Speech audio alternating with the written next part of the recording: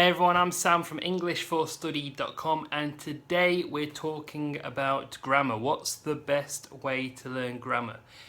Is it reading? Is it through grammar rules? What is it? Today we're going to answer that question, so sit tight and let's go.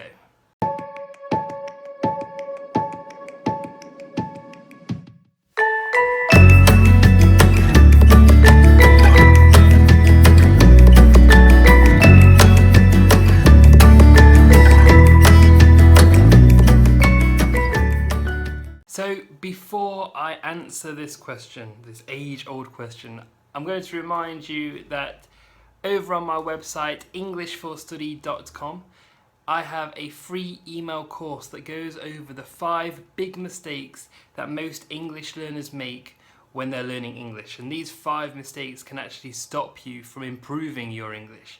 So the email course is free to join and you can find it at EnglishForStudy.com/5-reasons, and I'll put a link somewhere around here so you can click that for easy access. Today's question has come from a subscriber to the newsletter and they say, what is the best way for me to learn grammar?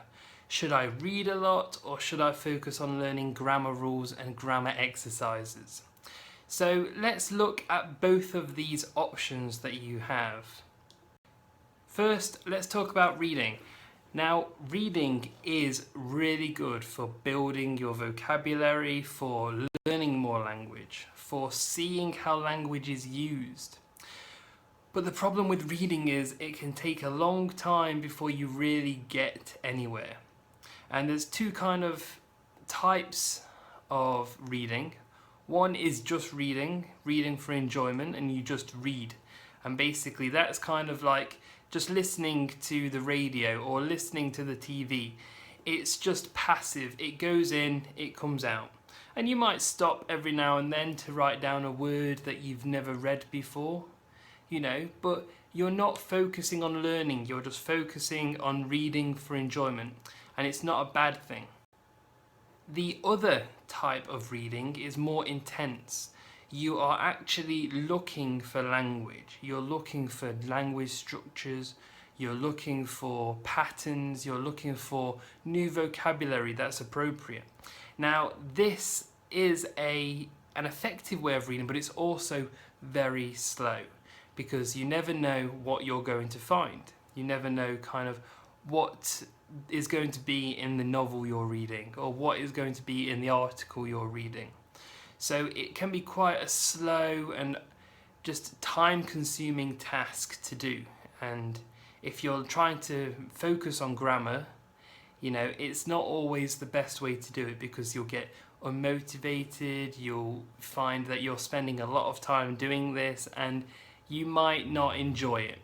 And so you give up. And that's not what we want when we're trying to really become a great user of English. So if we just put reading to one side for a minute and let's look at focusing on grammar rules and doing grammar exercises. And grammar rules and grammar exercises is a really traditional way of approaching English learning, and I'm sure that you in your classes have done this before. The teacher comes into the room, the teacher says, okay, today we're going to do the simple present tense. Open your books to page 22, who can tell me how to use it? And someone puts their hand up and tells the teacher how to use the simple present tense. And then you go on, you write some sentences in the simple present tense. Focusing on grammar rules is good for putting the rules in your memory, for being able to use it with accuracy, so using it correctly, but it doesn't mean that you will be able to use that grammar when you need to. So what can you do? It's a good question, and I think that you should take more of a contextual and situational approach rather than thinking about grammar. Now I'm going to use an example, one of my students in the past, and she wanted to kind of become a weather lady. She wanted to report the weather in English. And it's a bit of a strange job, it's a bit of not everybody wants to do that. But the way that she did this is really clever, and you can hear this kind of method that she used and then try it and apply that to your situation and what you want to do. So she wanted to report the weather. So she found English-speaking weather reporters like on BBC, like on the BBC News or the regional news, and she watched them. And she just watched a few. She watched a few hours of these. She watched them every day. But that's not all she did. She also transcribed or wrote down what she heard. So when she heard them say something, she wrote it down. And she made kind of transcriptions, and she showed me these transcriptions that she made of the weather reports that she listened to. And then she started to analyze the language using the grammar knowledge that she already had. And this part is key. So she didn't stop just listening. She didn't stop when she transcribed. She went further and analyzed the language. For example, she would have listened and wrote down the sentence, "There's a high chance of rain tomorrow." There's a high chance of rain tomorrow. She'd have heard that sentence. There's a high chance of rain tomorrow. And she wrote down that sentence and then she analysed it. The first one is all about the tense. The simple present tense is used to talk about the future. There is tomorrow. There is simple present tomorrow. And that tells you that you can talk about the future with the simple present tense. The next thing you can pick out from that is a high chance of. A high chance of.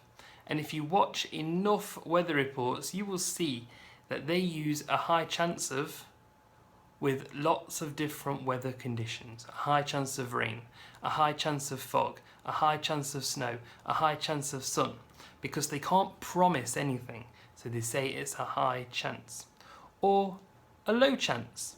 So she, from watching enough of these weather reports and from analysing the language, she can see what grammar they use, how they use it, and what language and what collocations they use, just from analysing the language from the situations that she's going to use it in. And that is my recommendation for learning grammar. Don't focus on the grammar all the time. Focus more on the context or the situation that the language is being used in, because that is more useful than a rule is going to be. And that's it from me today. I'm Sam from EnglishForStudy.com, and I train advanced or high intermediate level English users to become great in the language that they love and to overcome the obstacles that are stopping them from reaching the kind of goal that they want. Don't forget to check out the website EnglishForStudy.com, and if you enjoyed this video, don't forget to like, comment, share, and of course subscribe for more in the future. Bye bye for now.